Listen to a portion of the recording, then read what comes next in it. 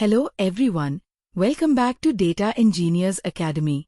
Today, we're going to discuss SQL interview question. Today's question, list the king's children in succession order, prefixing males with king and females with queen, using name, birthday, and gender.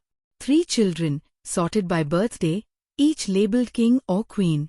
Here's the query that solves this, and this is our expected output. Let's execute in Snowflake. We create the successors table using DDL command. You can see table created successfully. Now using insert into statement, we insert values into table, and you can see the number of rows were inserted are 3. Now let's see the query explanation. We use a case statement, which always starts with case and closes with end.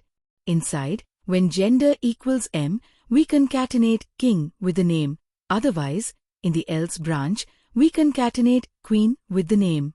Then, end as name closes that logic and renames the whole result as a single column called name.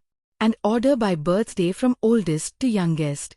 Running this gives us King Charles, Queen Anne, and King Edward in perfect succession order, each with a proper title based on gender. Thank you for watching this video, and for more details contact Data Engineers Academy.